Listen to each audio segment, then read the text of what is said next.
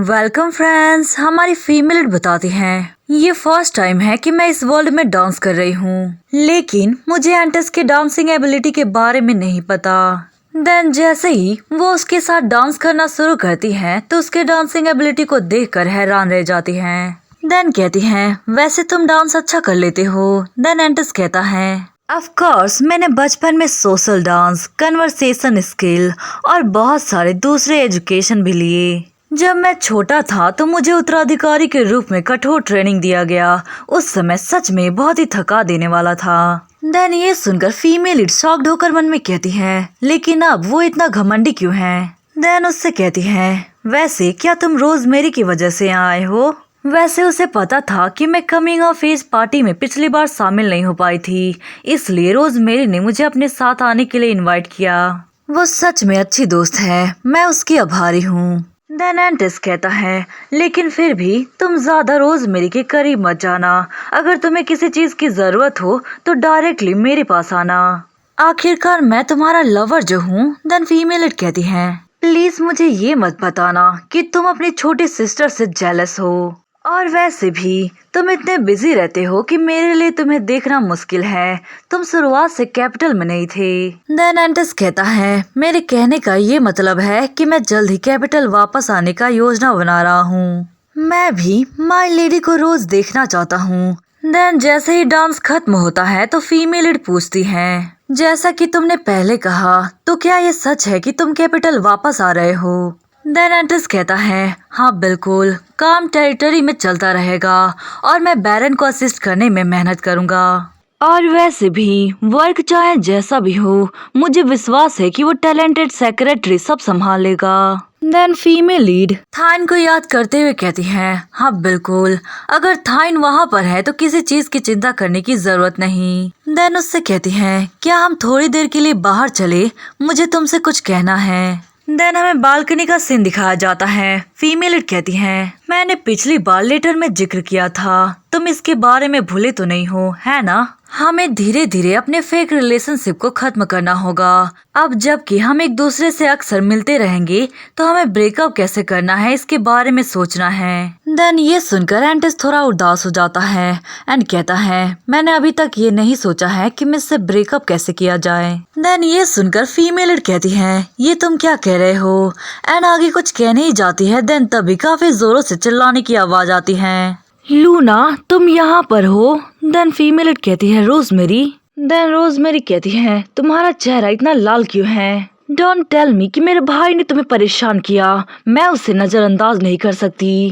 Then female कहती है नहीं ऐसी बात नहीं है। देन रोजमेरी कहती है तो फिर वो तुम्हें ऐसी जगह पर क्यों लाया है। देन तभी एंटस कहता है तुम ये क्या बकवास कर रही हो, सिंस हम लवर है तो ये नेचुरल है कि हम यहाँ डेट करें। देन रोजमेरी कहती है लेकिन आज ये मेरी स्कॉट बन के आई है, इसलिए लूना मेरे साथ जाएगी। एंड उसका हाथ पकड़ के ले जाते हुए कहती है तो फिर ठीक है, हमें जल्दी वापस चलना चाहिए, सब कोई हमारा इंतजार कर रहा होगा लूना।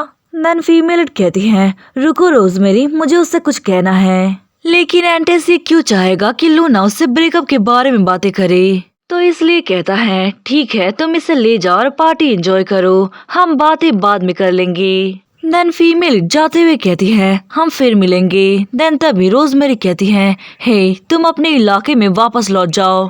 देन फीमेल रोजमेरी को गुस्से में देखकर कहती है रोजमेरी क्या तुम अपने भाई से नाराज हो। देन रोजमेरी कहती है हाँ बिल्कुल, मैंसन छोड़ने के बाद उसने फैमिली में लौटने से ही इनकार कर दिया। देन फीमेल कहती है लेकिन ये क्लियर नहीं है कि उसने ऐसा क्यों किया है रोजमेरी। देन रोजमेरी कहती है दरअसल शुरुआत में ऐसा नहीं था, जब हम छोटे थे तो हम काफी करीब थे, लेकिन अब हम पहले जैसे सिचुएशन में नहीं जा सकते, क्योंकि तुम्हें नहीं पता उस साइकोपैथ ने मेरी कीमती गुड़ियों का बाल ही काट दिया। वो कमीना मेरा भाई, तब से मैंने फैसला किया कि मैं उससे जीवन भर बदला लूंगी। देन ये सुनकर फीमेल सदमे में एंड मन में कहती है मैं उसके साथ उनके रिश्ते सुधारने पर बातें कर रही थी, लेकिन उसकी बातें सुनकर ऐसा लग रहा है कि मैंने आग में पेट्रोल डाल दिया। इसमें कोई संदेह की बात नहीं है कि ये दोनों सिबलिंग्स ही हैं, बिल्कुल एक जैसे। देन तभी रोजमेरी कहती है यहाँ तक कि उससे नफरत करने का सबसे बड़ा कारण ये है कि उसकी वजह से मुझे उत्तराधिकारी का पद संभालना पड़ा। हर दिन मुझे उत्तराधिकारी के लिए कठोर ट्रेनिंग लेनी पड़ती, इसलिए मुझे वास्तव में अपने भाई से नफरत है। उस समय मैं काफी छोटी थी, आखिर मुझे इतनी मेहनत क्यों करनी पड़ती है, इसलिए मुझे नहीं पता कि मैं अपने भाई से कैसे बर्ताव करूं। और इस कारण से मैं ये भी उम्मीद नहीं करती कि हम क्लोज सिबलिंग बन जाए। देन जैसे ही होश में आती है तो कहती है ओ माय, ऐसा लगता है कि मैंने फिर से बेकार बातें कह दी है ना। देन फीमेल लीड कहती है नहीं रोजमेरी, क्या वो जानबूझकर तुम्हारी कमिंग ऑफ एज पार्टी में नहीं आया? जाहिर सी बात है उसे चिंता थी कि उसकी छोटी बहन के पास कोई स्कॉट नहीं होगा। देन रोजमेरी कहती है अगर ऐसी बात है तो अच्छा है। देन हमारी फीमेल लीड बताती है पहली बार देखने में ऐसा लगता है कि उन दोनों के बीच के रिश्ते बहुत ही खराब हैं, लेकिन वास्तव में वो एक दूसरे से नफरत नहीं करते। दोनों के पास अपनी अपनी परिस्थितियां हैं, लेकिन वो खुलकर नहीं बताते। लेकिन मुझे विश्वास है कि निश्चित रूप से एक दिन वो अच्छे सिबलिंग्स बनेंगे। एंड दूसरी तरफ दिखाया जाता है वो दोनों अपने फ्रेंड से हंसकर बातें कर रही थी एंड एंटिस उन्हें दूर से देख रहा था। देन तभी वहाँ पर एक मेड आती है और कहती है मुझे माफ करे यंग मास्टर, लेकिन यंग लेडी ने मुझे आपको ये लेटर देने के लिए कहा है। देन एंटिस कहता है ये शायद डांस पार्टनर बनने का रिक्वेस्ट है, प्लीज उसे बताए कि मैं इंटरेस्टेड नहीं हूँ। देन मेड कहती है ठीक है। एंड जैसे ही ये बात फ्लोरी को बताती है तो फ्लोरी कहती है तुम ये क्या कह रही हो, क्या ये सच है? देन मेड कहती है हाँ मिस, उसने तुरंत मना कर दिया और कहा कि वो आप में इंटरेस्टेड नहीं है।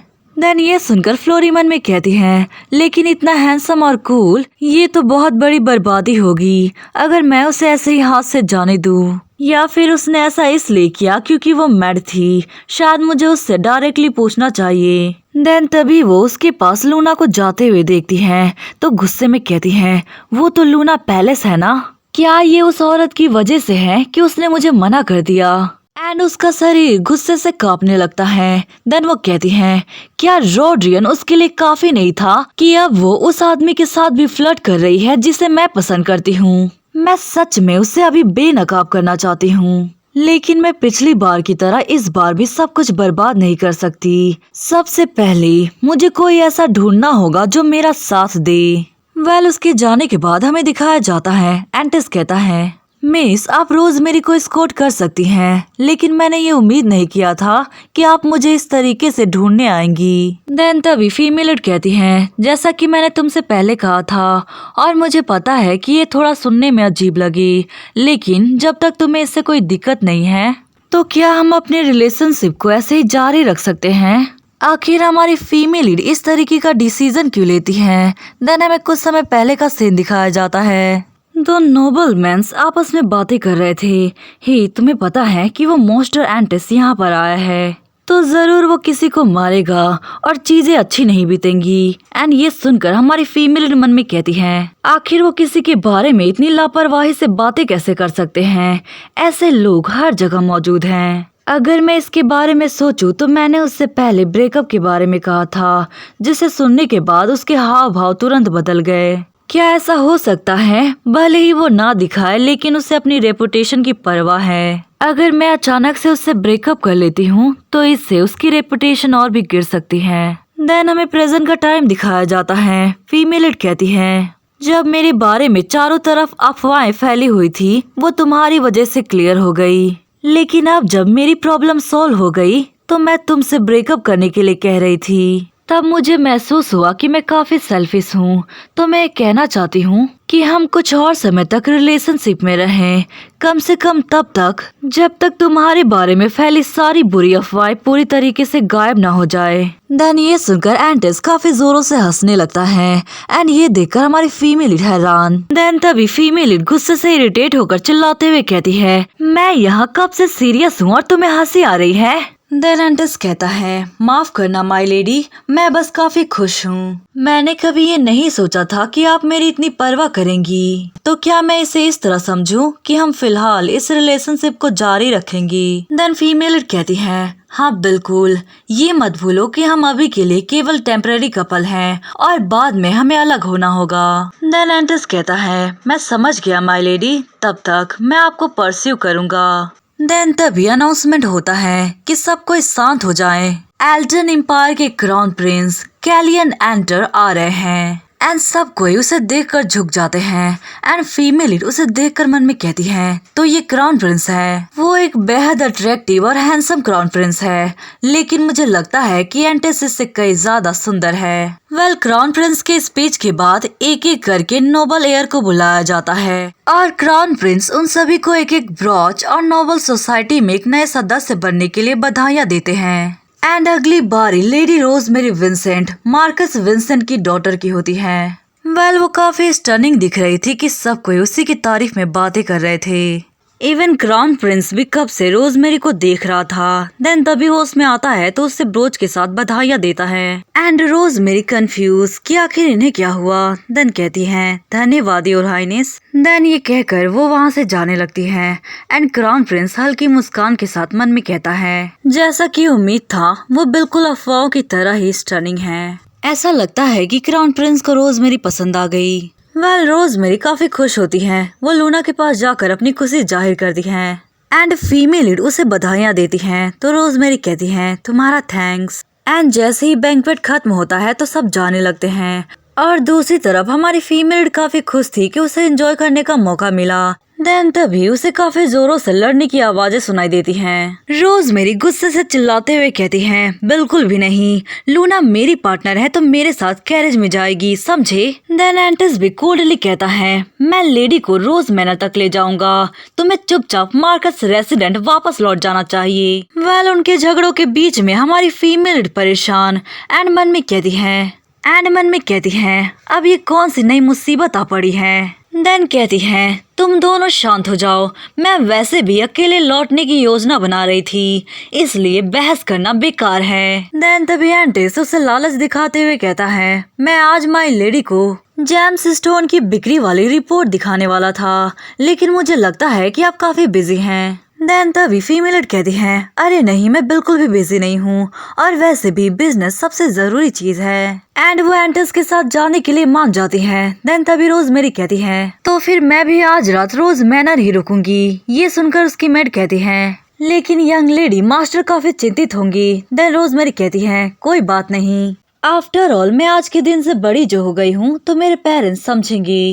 एंड फीमेल परेशान कि क्या ये ठीक रहेगा। देन नेक्स्ट सीन में दिखाया जाता है, कैरेज रोज मैंसन जाकर रुकता है और काफी समय तक कोई नहीं आता तो रोजमेरी हैरान होकर कहती है, ये कितनी अजीब बात है। कैरेज रोज मैंसन पहुंच गया है लेकिन फ्रंट गेट पर एक भी गार्ड नहीं दिख रहे। देन फीमेल कहती है, मुझे यकीन है कि मैंने उन्हें इन्फॉर्म किया था कि मैं इस समय वापस आऊंगी। देन रोजमेरी परेशान होकर कहती है, क्या कुछ हुआ है? क्योंकि रोज मैनर में गार्ड्स के लिए पेट्रोल करने का नियम है। देन फीमेल परेशान होकर मन में कहती है, मुझे यहाँ के नियमों के बारे में नहीं पता, लेकिन जब से मैं यहाँ आई हूँ ड्यूटी पर हमेशा एक ही गार्ड रहा है, लेकिन आज वो भी नहीं है। देन तभी अंदर से सर्वेंट दौड़ते हुए आता है और गेट ओपन करता है। देन फीमेल को बताता है, यहाँ पर तैनात रहने वाला गार्ड कल के लिए घर जा चुका है। देन ये सुनकर फीमेल कहती है, क्या यहाँ के सभी कर्मचारियों को परिसर में नहीं रहना चाहिए? देन सर्वेंट कहता है, वेल हाँ, लेकिन कुछ समय पहले ऑर्डर दिए गए थे कि इसे ऐसे ही रहने दिया जाए, बटलर कॉल्टर ने ऐसा कहा था। देन ये सुनकर फीमेल हैरान हो जाती है। देन तभी रोजमेरी कहती है, कुछ तो गड़बड़ है, ये हाउस के सिक्योरिटी के ऊपर सवाल है। स्टाफ मैनेजमेंट बटलर के अंडर है, लेकिन उसके पास अकेले इतना बड़ा निर्णय लेने का अधिकार नहीं है। लूना, तुमने इसके लिए मंजूरी नहीं दी और न ही तुमने इसके बारे में कुछ सुना है ना? देन फीमेल कहती है, नहीं, मुझे इसके बारे में नहीं पता। एंड मन में कहती है, रोजमेरी सही कह रही है, ये मैंसन के सिक्योरिटी का मामला है, मुझे तुरंत पता लगाना होगा कि आखिर क्या चल रहा है। देन जल्दी से कैरेज से उतरते हुए कहती है, मैं माफी चाहती हूँ रोजमेरी, लेकिन क्या तुम मेरे कमरे में इंतजार कर सकती हो? देन वो बटलर को बुलाती हैं तो बटलर कहता है मास्टर आपने मुझे बुलाया। देन फीमेल लीड कहती है बस बैठ जाओ, कुछ है जो मैं तुमसे डिस्कस करना चाहती हूँ।